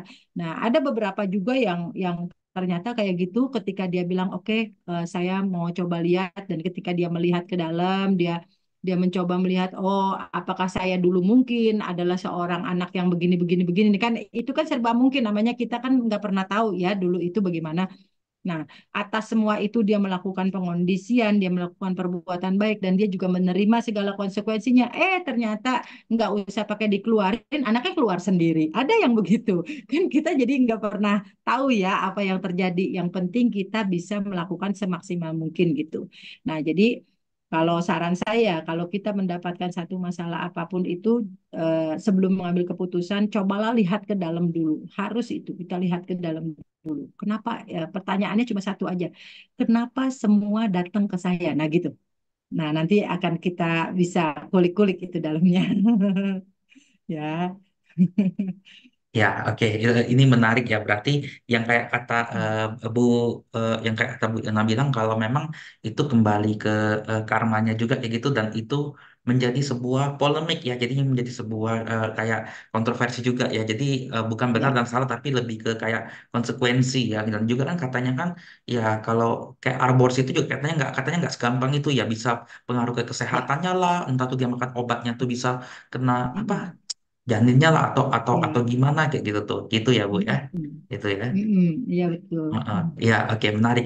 Nah Bu, kalau misalnya kita sedikit sedikit kalau misalnya kita ngobrol mengenai soal anak dan orang tua ya, ini ada pertanyaan yang lain ya, ya yang kasus nyata juga ya Bu ya. Jadi pasti kita sering ketemuin tuh misalnya ada orang tua tuh yang mendeketi ajal tanda kutip kayak gitu, di mana misalnya kayak Mm. napasnya tuh Mm. tinggal beberapa Mm. Mm. senti sekian detik gitu, dan Mm. Mm. dia minta sama anaknya misalnya kayak gini, banyak kayak nak, udahlah papa pergi aja, cabut aja selangnya kayak gitu tuh ya, kadang kan kasus kayak gini kan, cabut aja selangnya. Nah, sebagai anak itu gimana kayak gitu, apakah dia apakah dia ikuti kata orang tuanya, atau dia tidak ikuti kata orang tuanya, padahal ini permintaan ayahnya sendiri, maksudnya dia tidak mau menderita lebih lama, tinggal cabut aja. Tapi sebagai anak, wah ini kan nggak seperti ini. Nah, dilema ini bagaimana respon Bu Yana kayak gitu tuh? Oke, kalau ditanya sikap tentu saya mengatakan jangan. Kalau tanya sikap ya, perbuatan, maksud gini, Hmm. apakah saya harus mencopot? Kalau saya lebih ke jangan gitu. Nah, seperti tadi yang saya bilang, sebelum melakukan sesuatu, apabila ada sesuatu datang di kita, maka terlebih dahulu kita harus eh, lihat ke dalam diri kita dulu gitu. Jadi kalau apapun yang datang, masalah apapun, sebelum kita mengambil keputusan, tenang dulu, masuk, melihat ke dalam. Lihat ke dalam itu selalu dimulai dengan pertanyaan, kenapa ini terjadi di saya? Ada apa? Mau menceritakan apa? Nah gitu. Nah, ini menarik. Ada satu teman saya juga begitu orang tuanya ya, karena dokter udah angkat tangan. Jadi udah panjang lebar kemana-mana lah, dokter udah angkat tangan. Kemudian eh, karena dokter angkat tangan, tapi orang tuanya belum meninggal juga. Tapi si ayahnya bilang, udahlah cabut aja. Nah, maksudnya si ayahnya menyetujui si eh, selang-selang ini semua dicabut. Hmm, dan dia nggak mau ditaruh di ICU lagi. Jadi dia bilang dia mau bawa pulang. Tapi dokter nggak mau ngambil resiko. Kalau bawa pulang berarti nanti meninggal di jalan, nanti takut rumah sakit kan salah. Nah, jadi tidak mau mengeluarkan alat apapun. Nah, jadi si orang tua itu tetap suaminya mengatakan cabut aja. Nah, si anak bingung, ini cabut apa jangan kan gitu ya.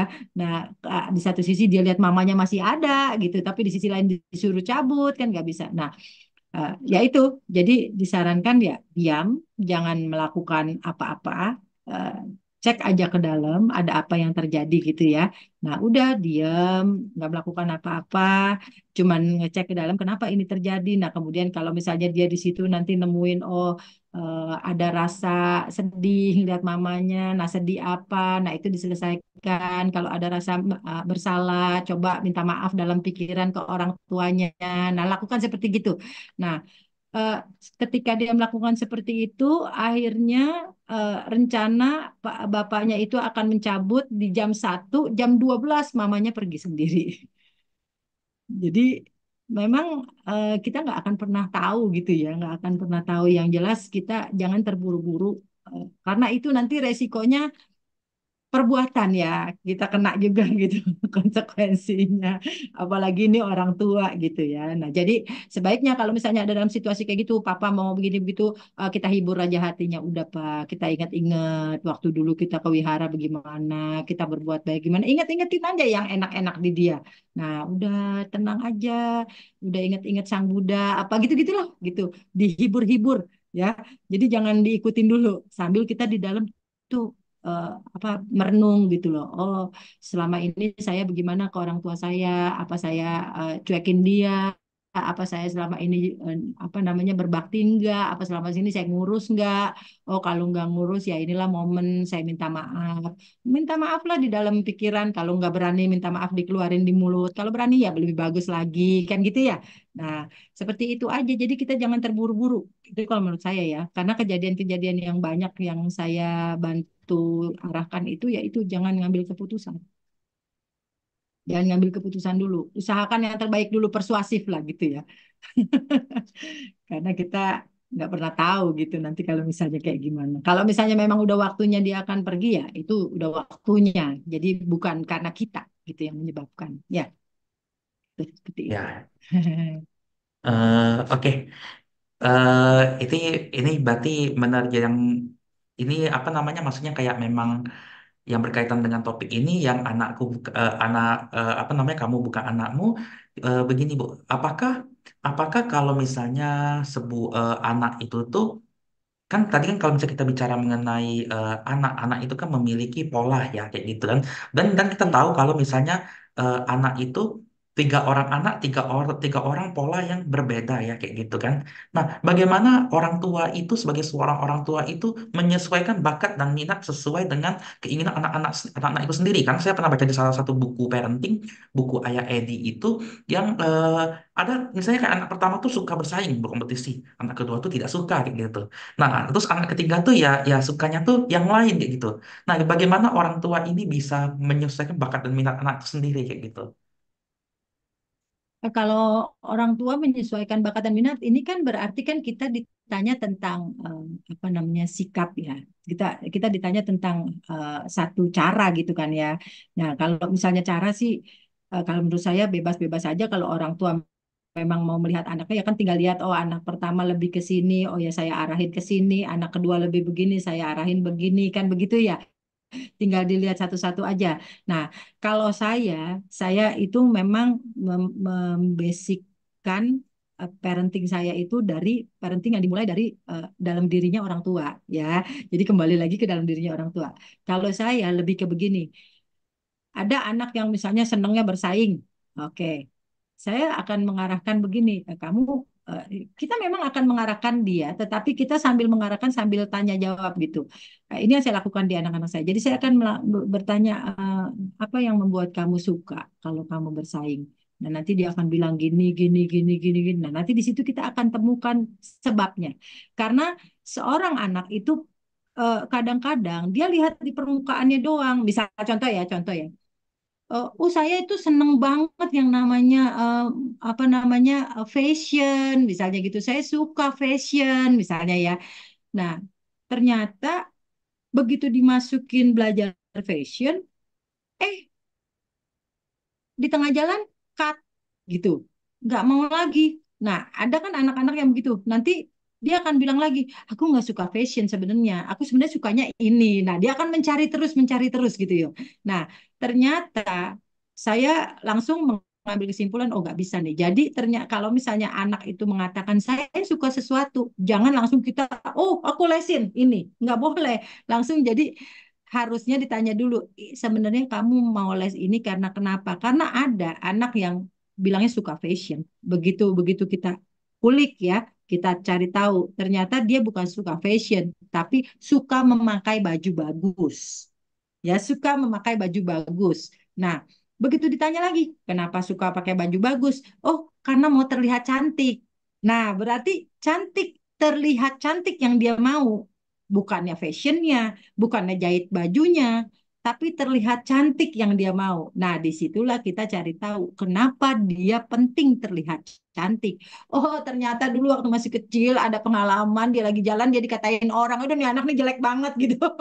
Jadi itu membekas di kepalanya. Nah, jadi itu yang membuat dia oh kepingin selalu terlihat cantik. Nah, ada yang begitu. Jadi kita eh, boleh mengarahkan anak, tetapi kalau saya lebih terbiasa mengajarkan orang yang belajar sama saya itu untuk mencari tahu apa sih sebenarnya yang dia mauin pada umumnya gitu.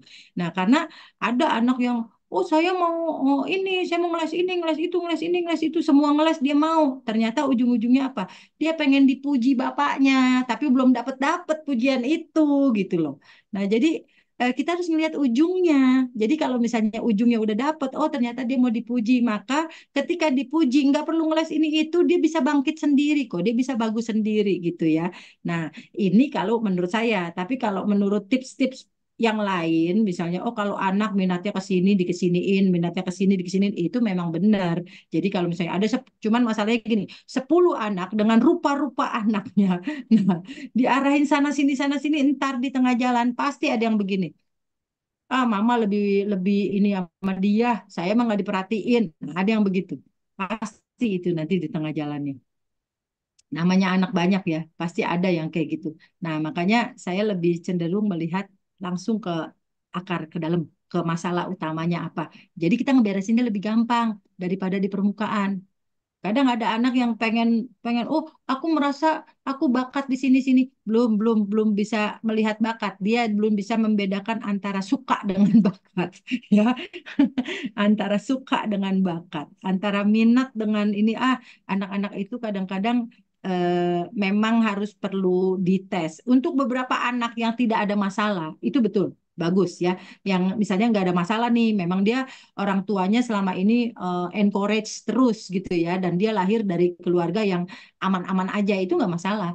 Silakan gitu ya, silakan. Boleh. Oh, anaknya mau minat bakatnya gini, oh dicari, oh mau ditelusurin. Oh, anaknya misalnya suka bulu tangkis, ya udah masukin PB apa gitu. Terserah juga, itu boleh-boleh aja.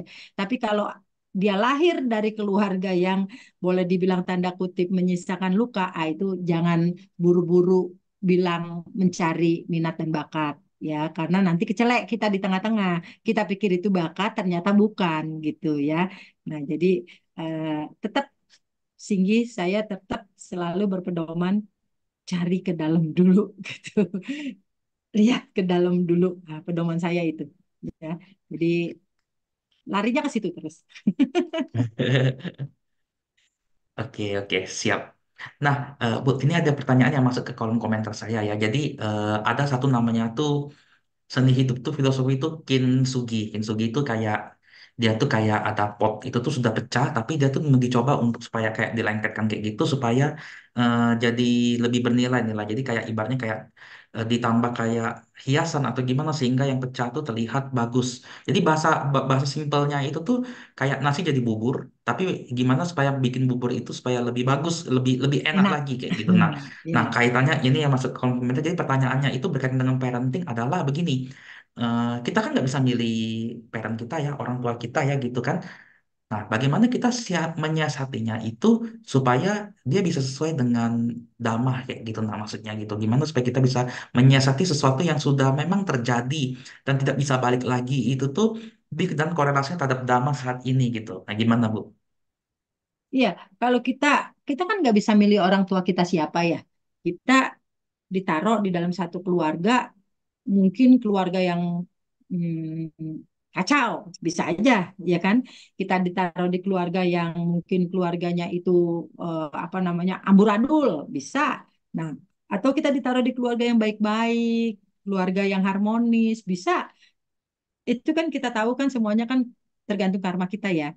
Nah, jadi di sini kita harus membuka pengetahuan kita, membuka pemikiran kita. Apapun yang terjadi, saya lahir di keluarga apapun, jangan 100% nyalain orang tua karena itu adalah hasil perbuatan kamu. Maka lahir dimanapun terima dulu. Oh ya, saya terima. Saya punya orang tua kayak gini, ya udah saya terima. Terus kemudian kita lihat, kita kita harus mengambil 3 momen ya. Tetap momen masa lalu, sekarang, dan yang akan datang. Yang kita dapetin orang tua kan di sini nih, yang momen sini nih, yang momen saat ini. Nah, kita harus bisa ngelihat kalau saya sekarang dapat orang tua kayak gini, mungkin mungkin nggak di kehidupan lampau saya seperti gitu tuh waktu jadi orang tua. Ada kemungkinan nggak? Ya bisa aja dong, bener nggak? Nah, kalau memang ada kemungkinan saya dulu kayak gitu, berarti saya dulu juga nyakitin anak saya. Ya kan? Saya juga dulu nyakitin anak saya. Oke. Nah, sekarang begitu saya jadi anak, saya merasakan bagaimana rasanya anak saya dulu. Ya sudah saya terima. Kan bayar dong. Kalau kita bilang logika bayar-bayaran nih. Padahal kan kita kagak mau ngomong bayar-bayar ya ceritanya gitu. Nah, ya sudah saya terima. Nah, ketika terima, kita lihat lagi orang tua kita. Sejelek-jeleknya orang tua kita itu udah pasti tidak pernah mengharapkan keburukan kita. Bener nggak? Nah, kalau kita pengen di permukaan, kita pengen pengen supaya cepat hilang, maka kita harus bisa memunculkan rasa syukur. Syukur itu kita tinggal lihat begini. Oh, yang di bawah gue lebih banyak loh yang kacau. Nah, gue dapat orang tua gini, masih syukur gitu kan. Nah, itu di sini nih. Nah, ketika kita lihat di sini, kita bisa bersyukur, kita kemudian melihat ke depan. Apakah aku akan menciptakan lagi aku yang dulu nanti, ya kan? Aku yang dulu itu kan, saya mau ciptakan lagi nanti, atau enggak? Oh, saya enggak mau ciptakan lagi. Nah, kalau enggak, selesaikan yang di sini. Selesaikannya apa? Selesaikannya adalah segala kebencian kamu, kekesalan kamu, kejengkelan kamu dengan orang tua kamu, itu kamu harus selesaikan. Ya, dengan cara apa? Dengan cara begini, kamu kumpulin dulu, catat dulu, apa persepsi kamu, apa perasaan kamu ke orang tua. Kumpulin dulu, tulis tuh. Nah, murid saya kadang-kadang bisa ada 2 lembar, 3 lembar gitu, tulisin. Tulisin aja, tulisin. Nah, itu adalah bentuk dari kita mengidentifikasi apa sih sebenarnya kekotoran kita yang ada di kepala kita nih, kita identifikasi. Kekotoran kita yang ada di batin kita tuh apa? Ya, kita identifikasi. Nah, setelah kita identifikasi, baru kita lihat, oh ternyata ya bapak gue kagak beres, emak gue nggak beres, gue juga nggak beres-beres amat. Buktinya gue kotor juga nih kalau udah dihitung-hitung begini, lihat sama aja gitu ya. Nah, jadi akhirnya kita, oh ya oke, saya selesaikan. Nah, selesaikannya dengan cara apa? Dengan cara melihat, melihat sekali lagi melihat ya, bahwa apa yang orang tua kamu lakukan sekarang itu juga adalah yang kamu lakukan dulu. Jadi ketika kamu melihat, jadi oh oke, saya memaafkan orang tua saya karena saya juga pernah melakukan. Nah, lepasin dikit-dikit.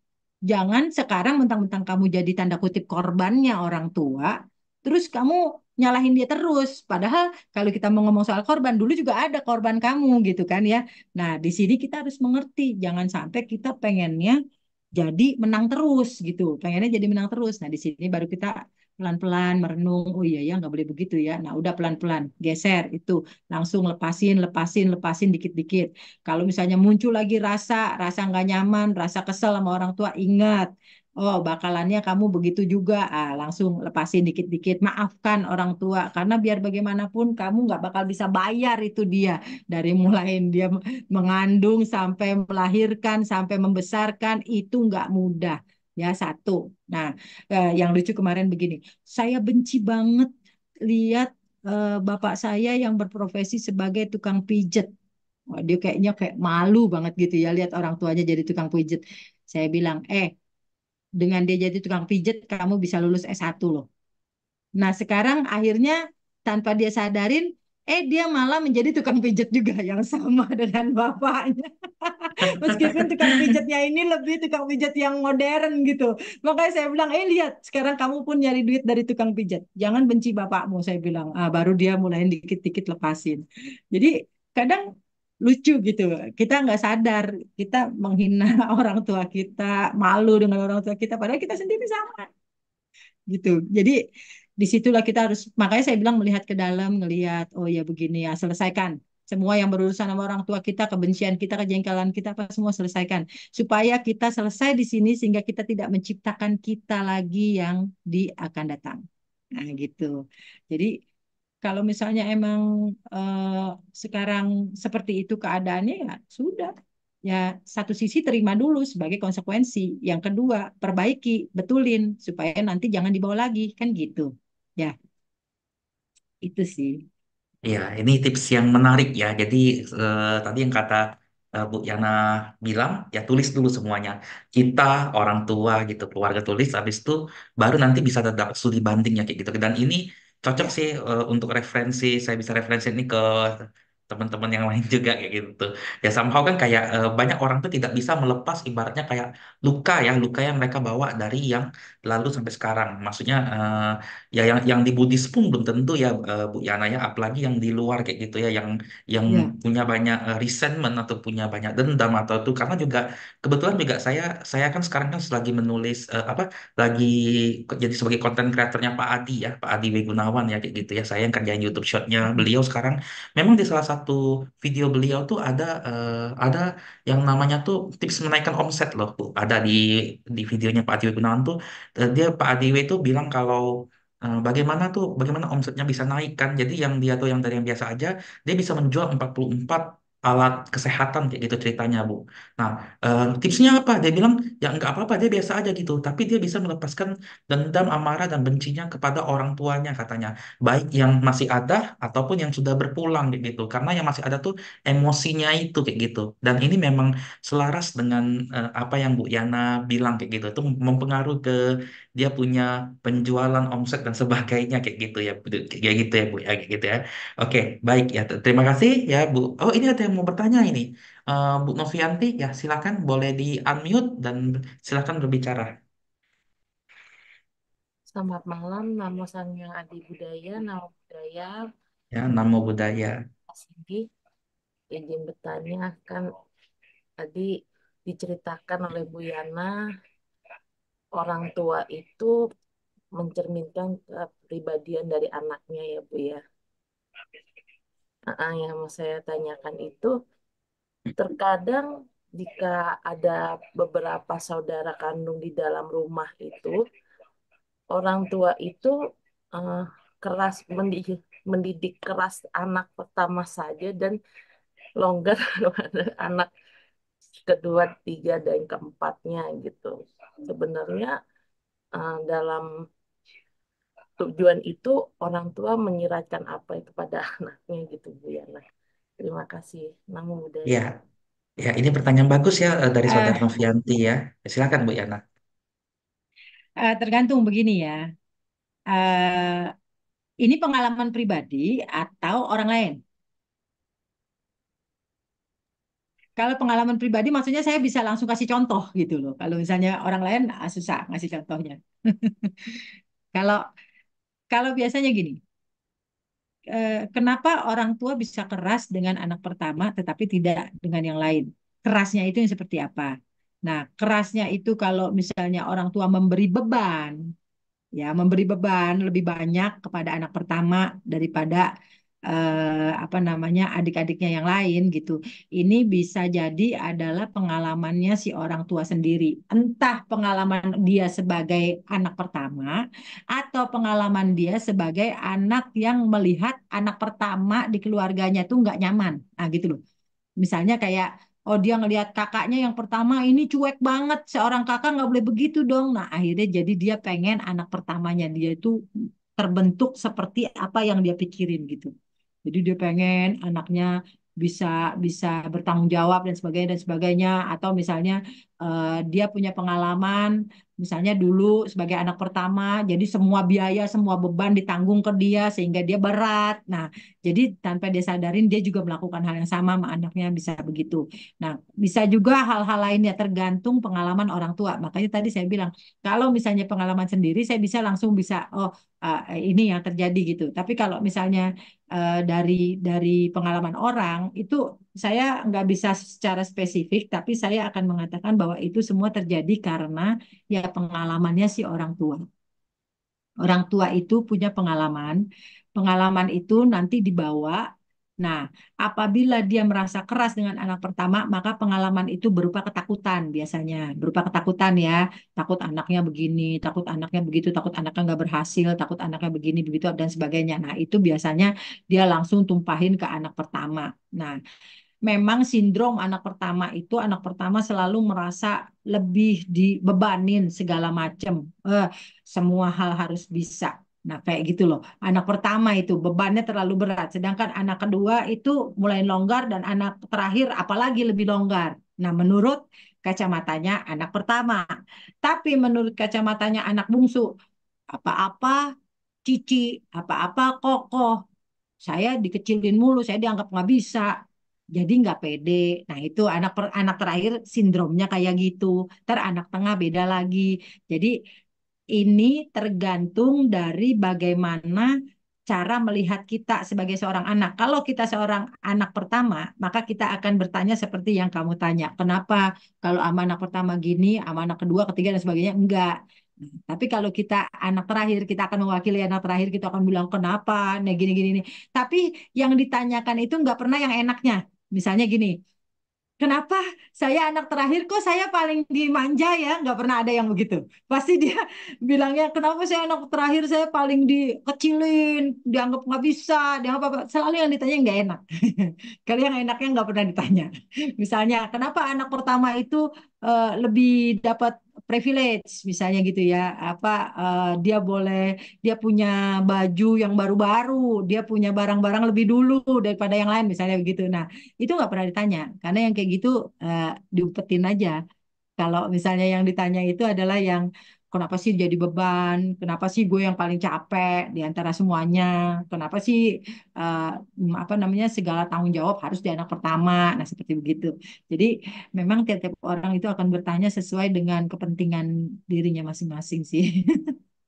Ya, jadi tergantung Novi, tergantung yang yang orang tuanya itu punya pengalaman apa terhadap anak pertama. Kalau dia anak pertama, maka pengalaman itu yang akan dia berikan. Kalau dia merasa dia juga melakukan, misalnya dia sebagai anak pertama dulu juga dikerasin orang tua apa segala macam. Nah, kadang-kadang tanpa dia sadarin dia melakukan yang hal yang sama walaupun dia nggak mau. Nah, gitu. Tapi ada juga yang dia melihat orang tuanya, dia bukan anak pertama tapi dia melihat anak pertama di keluarganya itu payah, nggak bisa apa-apa. Nah, akhirnya dia langsung membuat anaknya menjadi anak pertama yang sesuai dengan gambarannya, nih, kayak gitu. Ya, bisa diterima, Novi? Ya, kebetulan sih almarhum papa udah meninggal juga ya 2 tahun yang lalu gitu ya. Heeh. Tapi Papa anak pertama. papa anak kedua, mama juga Oh, anak. anak kedua. Ah, tapi di akhir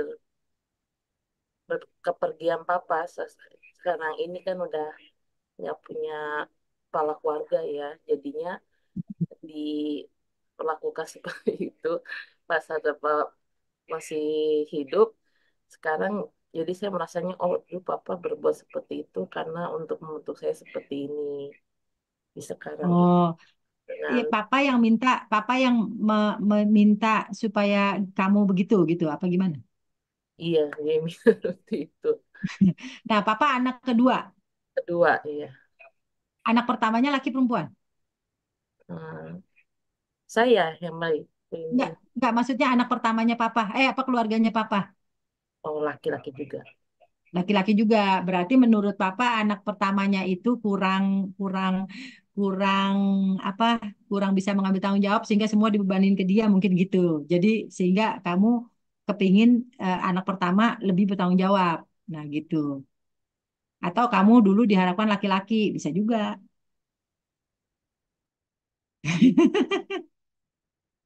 Ya, dulu diharapkan laki-laki sama Karena papa. sebetulnya kok ya, Bu ya, yang lebih bergengsi anak laki-laki.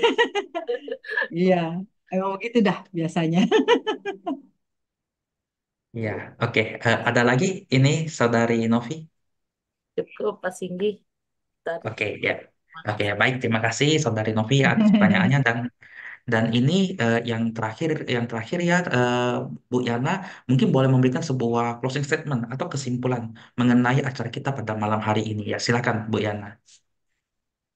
Hmm, kalau kalau dari materi saya mengambil kesimpulan ya, buat teman-teman semuanya nggak usah terlalu pusing dengan berbagai macam eh, apa apa yang harus aku lakukan dan apa yang tidak harus aku lakukan, itu di permukaannya memang sangat banyak, jadi nggak usah terlalu dipusingin. Yang penting yang pertama adalah mampu mau melihat ke dalam dan mampu mau mengakui ada kesalahan apa, ada kekurangan apa, kemudian memperbaiki.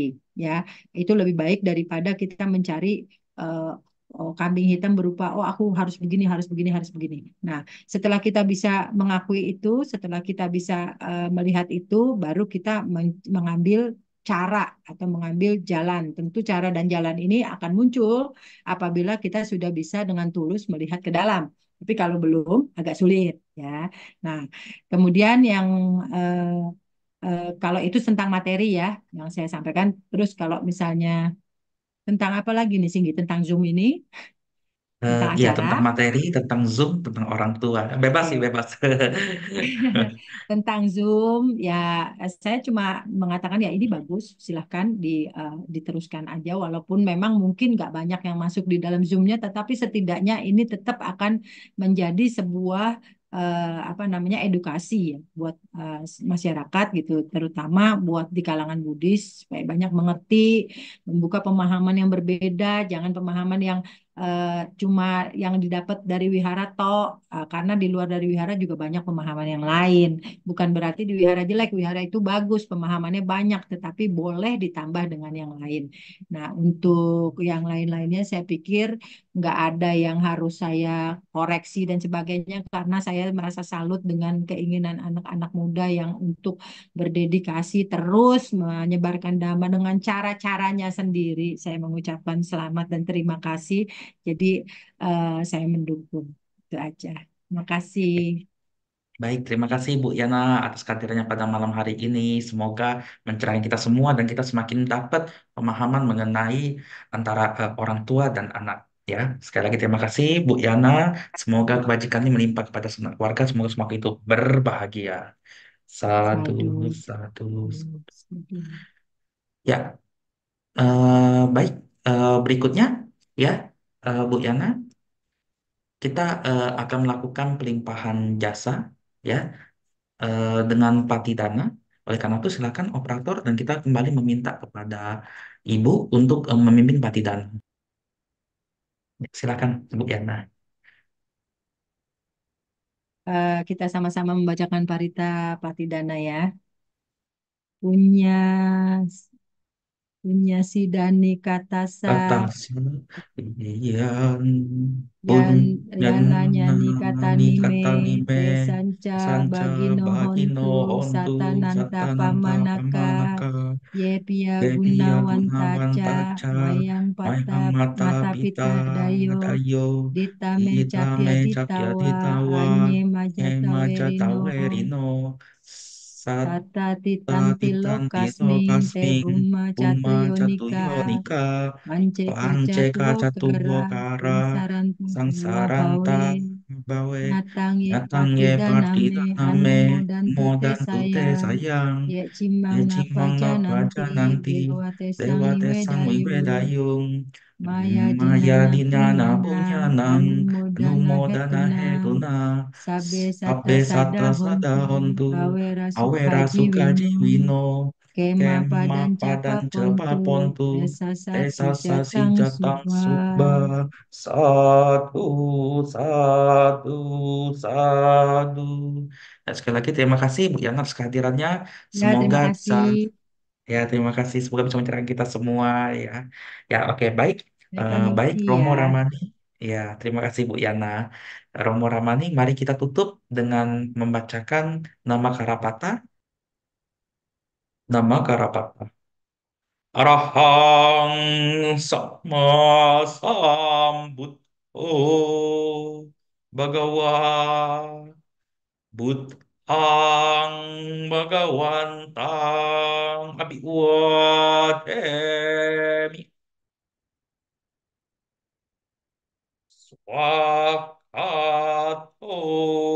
Bhagavat Adamo Dhammang Namasami Supratipanno Bhagavato Sawaka Sangho Sanghang Namami Sabbe Sata Bhavantu Sukhitata. Semoga semua kita berbahagia. Sadu, sadu, sadu. Ya, baik, sekali lagi terima kasih untuk Bu Yana sebagai narasumber dan terima kasih teman-teman yang masih hadir di Damasa Kaca ini. Kami segenap kru Damasa Kaca Online undur diri dan sampai jumpa di Damasa Kaca Online berikutnya. Ya, silakan untuk pengumuman.